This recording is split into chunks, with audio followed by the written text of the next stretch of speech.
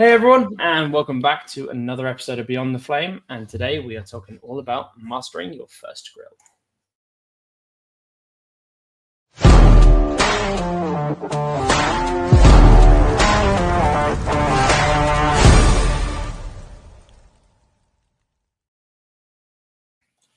Oh yes, along with a cup of tea, mastering that first grill. Hello Ed, and welcome back. Hello, Mr. Toombs. Always a pleasure to be here with you. So, what Yes. do we have on the agenda today? What are we talking about? We are talking all about, mastering that grill, so increasing the first time fix. This is probably going to be quite an interesting topic for a lot of our viewers today. Basically, mastering, the first time fix. What does that truly mean? I think we are. I think it's fairly obvious. We are looking at trying to make sure that your service agents have everything they need to be able to deal with that ticket the first time round, not seeing it escalate, not seeing it bounce from team to team. Not seeing it reopened, not seeing it escalated 5 times. Yeah, so how can we enable our service agents to be prepared to handle those issues the most efficient way possible? Yes, Yeah. absolutely. Amazing. Okay, so let's start off. I'm sure a lot of people are probably familiar with their own challenges around getting a really good first time fix. But what have you seen in your own experiences about where people struggle with kind of getting a good first time fix rate? Yeah, so as a service agent, and you get the service request that comes in, customer says, "Hey, I have this problem. Um, I need you to help me fix it." So, the first thing that I would think about would be like, have we already seen this problem before? So, if we've seen that problem before, I would hope that we have a knowledge base article that explains internally how we were able to address the problem. And here are the steps to A, replicate the problem, and B, how to resolve the problem. So, that would kind of be my first area of attack, knowledge base articles, internal kind of thing. Yeah. I mean, that's a really good shout. I think that's a first step. I think a lot of people overlook knowledge, and I know that we've said this on previous episodes, and I'm sure we'll mention it on future ones. But knowledge is incredibly important to get right. It can be quite challenging. I will admit that, but it is so key to take the time and encourage other agents and other people to take the time to document well. No one likes doing it. I know it's the boring bit, but it also does help your future self. So I think it's really, really key to make sure that It documentation. is. I'm as guilty as anyone of not wanting to document it and just saying I will do it later, or I'll get to it, and the next thing you know, that issue comes back up again, and Dan's yelling, "Didn't you see this problem last week?" I'm like, "Oh yeah, this is how you fix it." Well, this is where you need to make sure that you can take that time to do the documentation. And I think one thing that you said before, Dan, is making sure that your knowledge base articles are properly structured and or labeled, right? Yeah, so something that I was very, very heavily encouraged when I was kind of starting off my career was to get teams to mind map. And it sounds very school-like, but actually it was probably the best thing that we did as a team in terms of like how to probably structure knowledge. It definitely gets overlooked, but if you understand the different components that you might have, how that like the different then subcomponents and the keywords that you might need within your kind of your dictionary, then that will help you think about the particular articles, then even might suggest to you, here's the gaps in your knowledge, and where we then think that you can have some levels of improvement. So for those of out there that may not be familiar with mind mapping, your labels, I'm assuming what we're talking about is like you would have your different labels that you could have your top level labels and then your sub labels. Like maybe you have like a Java heap era, and then below that you would have your another label that says your heap max or something, Yeah. something for that perspective. So you're mapping out what the labels are and the sub labels that make it easier to find, right? Yeah, absolutely. I mean, the best way to start this process is think very big, because at least if you have big categories, it can help at least kind of say, right, all of these are, let's say, for authentication, all of these are for billing and that kind of thing. So the best way that we used to start is let's just take product A and think about the main aspects of what product A is. So let's say we run Salesforce, right? What are the main things that happens in Salesforce? And I know it's a massive SaaS application, but when you simplify it down, let's say it's 5 things. And then once you're in that one of those 5, you then say, okay, well, what are the next big areas? So if we take, for example, the CRM aspect, okay, well, what are the key components within CRM? You need to track accounts, you need to track opportunities, you may need to track like the financial implications of said opportunities, and then from that you can continue to break it down, and eventually what you'll come out to is a tree. Now, what you don't want to do is be so precise that you're adding labels for label's sake. But what you can do is make sure that each label is a specific topic area where you might find, let's say, 3, 4, 5, 10 articles based on different things. So when I think back to Jira, I think that really, especially let's say Jira administration as well. Yep. I think that you'll have a project that'd be a high level. You might have workflows, screen streams, fields from that. And then all of a sudden, you've then built out this project, effectively like a project configuration map. And that's how you might want to present your knowledge. Awesome. Yeah. Awesome. So good exercise for folks to take. What about from a training perspective, as far as, getting service desk agents up to speed on, not only apps that they're familiar with, but, maybe across other different apps as well, so we can have some cross-pollination. I've seen in the past where service agents can be very siloed in one specific application or area, and then if they go on vacation, there's a gap, And I think we all know that when that one person goes on vacation, everything stops working, because that's just what happens, right? We all know that it never happens when they're around. I think that's very true. I think the best thing that we can do is run knowledge transfer sessions, both when I've been part of service teams and agile teams. We ran Knowledge Thursdays, where we would spend 90 minutes on a topic. Now, it doesn't have to be the full 90, but it was a dedicated 90 minutes. And what that meant is, let's say 2 people could present, and it could be based on a particular project, and it could be the transfer from a level 2 to a level 1. If we're talking about service teams, saying like, here's a project that we ran, here's all the key components, this is what's changed, and here's all the relevant articles that you now need to empower you to go and do the things that you need to do and not escalate that up. Yeah.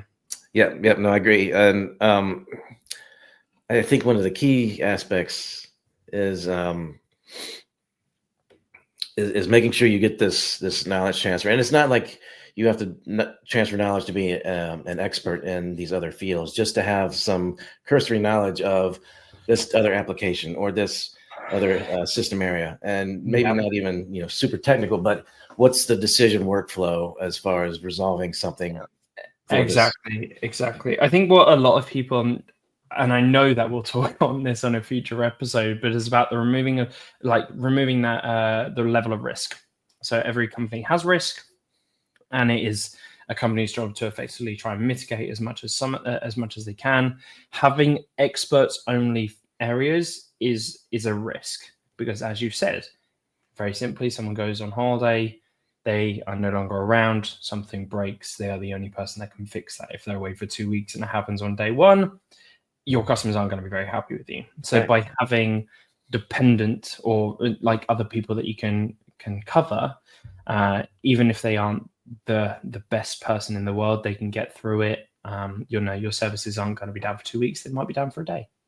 Yeah. And again, that all ties back to having your knowledge-based articles up to date. So as part of that cross-pollination, the subject matter expert may go through and say, here's how I would attack the issue. So if I had a JSM issue, for whatever reason, I would go and see if we have a knowledge-based article on that. If we didn't have a knowledge-based article, I would go and then I would reach out to maybe our subject matter experts internally, whichever teams those may be, to see if they have heard this issue before. What's the workflow on the decision?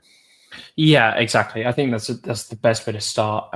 Knowledge is key. It is what's going to drive a lot of these areas, and it certainly is going to help you understand where there are gaps. By running these mind mapping sessions, or even somewhat through. I hate to say it, but incidents are always going to happen, no matter how much you try. They Yep. are. Your PIR will highlight where there are knowledge gaps. It will highlight where there are no troubleshooting guides or how-to guides on doing certain things. And these are all areas of opportunity to improve. Yep. And those PIRs can again funnel back into the knowledge-based articles. Yes, exactly. I think what a lot of people struggle with is that translation of, I think these are the areas. They write them as actions, but it's the time dedication. They go, it's just not as important as keeping the lights on. Whereas actually, if you flip that mentality and say, if I do these, yes, I'm spending less time away from the current level of tickets, but ultimately, it's going to have more level 1 service agents aware of how to fix this problem, which is ultimately going to save your customers time, better CSAT scores, XLAs, whatever it might be, is going to stop tickets getting escalated to your L2s, which is going to give them back time, which means that they're not working on service things, they're working on new functionality or bug fixing or whatever it might be, which is only ever a good thing for a business. So ultimately, I think you have to look at this and say, I'm going to spend 10% of my time a week and give it a time box so that you're not spending all time doing one thing and all time doing another.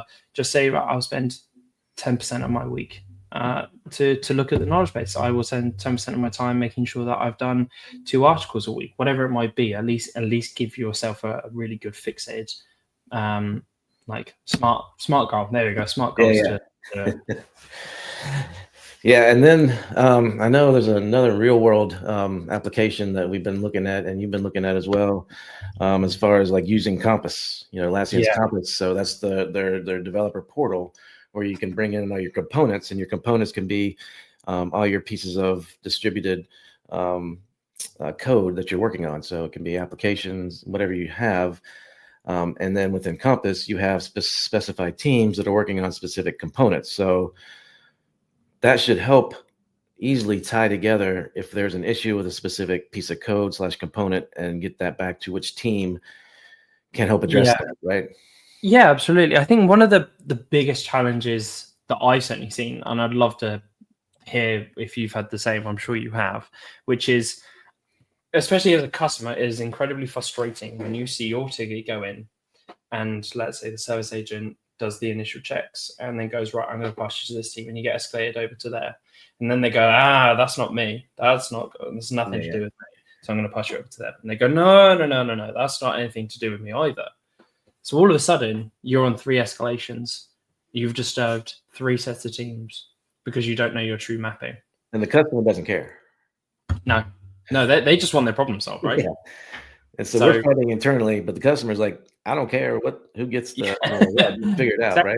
Yeah. Yeah. So how would Compass kind of spin that on its head? How would you use Compass to possibly resolve that? Yeah. So if I have so as far as like from Appfire as an example, if we had a component which could be any one of our apps, so it could be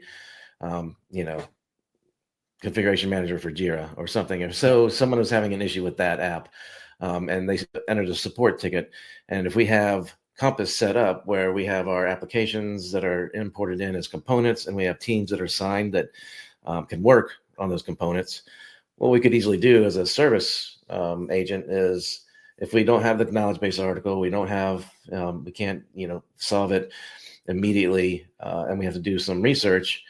The next thing we could do is obviously say, okay, let me go to Compass, the CMJ component.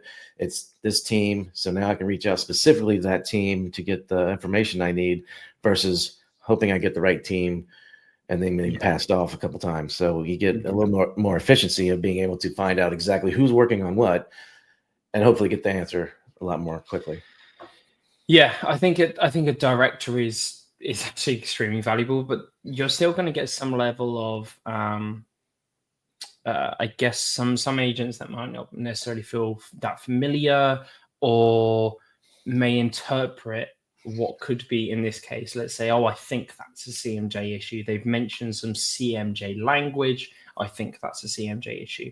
So is there anything that you would recommend to people to say, like, here's how we can really get good ticket categorization, and here's then how to translate that kind of the ticket language to kind of the service language in this case? Ticket language to service language. So so ticket language could be interesting because whatever the customer inputs into the ticket, the service agent has to translate, right? So again, it's going to be on the service agent to be able to hopefully acknowledge what is going on. And again, a lot of this can be with your knowledge-based articles. What does the customer mean when they say, this error happens, kind of thing, and how do you make sure that we can communicate that to the product team, kind of thing. So, it's almost like you need a Rosetta Stone for service the product, kind of thing. I mean, I have seen some very, very interesting tickets. I've seen some very poorly categorized tickets. Yes. I think effective triage definitely comes into this quite a lot. The better job we do of doing that first initial analysis of here's what we think they mean. We are going to categorize this with this, like you say, in this case, we believe it's the CMJ app. We believe these are the results because of whatever error codes they might have given us. What tends to increase the problem is when you get someone who just doesn't do the ticket triage properly. Right. And they go, well, we just think it's CMJ, but they've given no time for that initial analysis, no time for the categorization. So they've not actually understood the problem. And so this kind of leads into, and I'm going to date myself here because I was a data center admin for 10 years. And so I used to live in the log files. So that was half the reason why I love data centers, that you had access to the log files. But I think, there's a lot of people that have a little PTSD from scrolling through log files. You knew the answer, you knew the issue happened at 3 a.m. So you pull up the Jira log file or, the app log file, and you start scrolling to get to 3 a.m. Then you slow down. Then you have to start, think, okay, where's the error message? Where's the stack trace?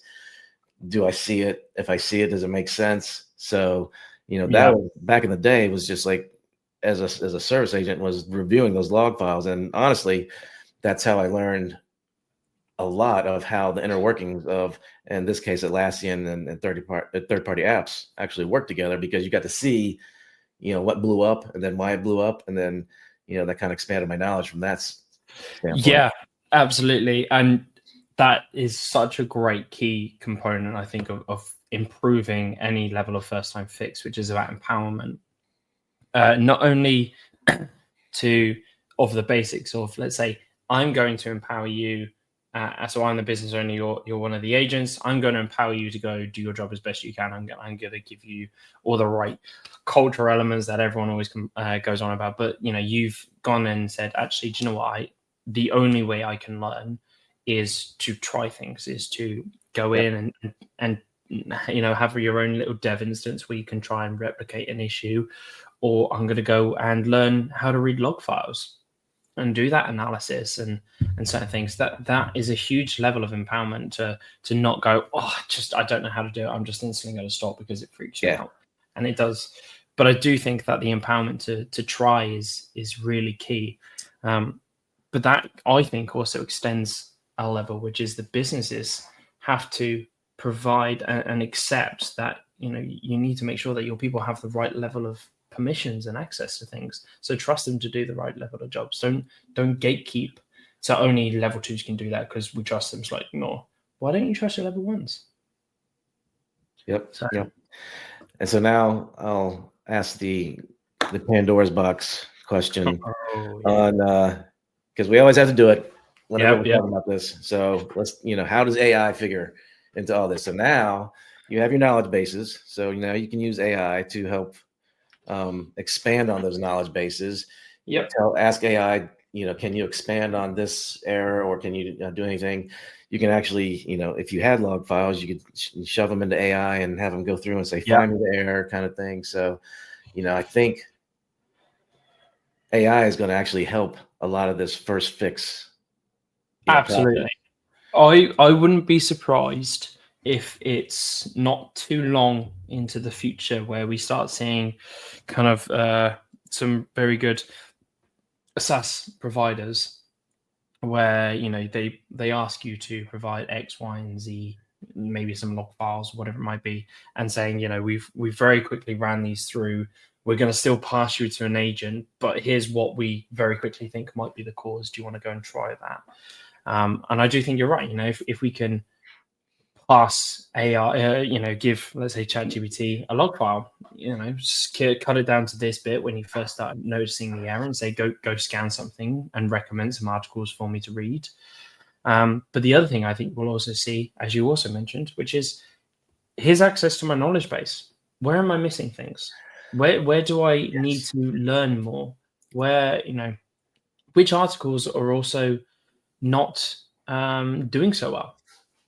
And your knowledge base almost becomes your your LLM, and you're almost training it, kind of thing. Yeah. So we actually saw. So I went to Atlassian's High Velocity event in London. I know that's going to date this, which is probably not the best thing, but it wasn't too long ago that I was at the High Velocity event. That was incredibly eye-opening. Some of the stuff that we started seeing from the Atlassian ecosystem, where they're literally looking at this within Atlassian Assist now, where Assist answers will say, we think it's these, go try your knowledge base articles. It will actually follow the click-through rate, understand how long they were on that page, and give you basic understanding of whether or not like your articles are doing well. And I'll share this privately with you because it was fascinating. But like they were showing you like out of 100 how good those articles are written, how good they are followed, and how good they are at like actually achieving the goal. And then it would even tell you, based on your articles, here is about like 5 different things where people are searching, but you don't have information on. So yeah, I love it. Yeah, it's definitely going that way. I mean, I'm excited because I think it's going to give, at the end of the day, the whole point of doing this is that you're giving your more experienced, your more senior engineers time back so that they can do the more important things. But it's also allowing our level 1 engineers to get properly upskilled and improve the customer experience, which ultimately improves the quality of the customer. It's like you said, we're empowering those different levels of service agents. So yeah, absolutely. Make it better. Awesome. Okay. Well, thank you so much, Ed, for that one. That was definitely a very interesting topic. I loved going through it. But until the next time, I hope you have a great day. Awesome.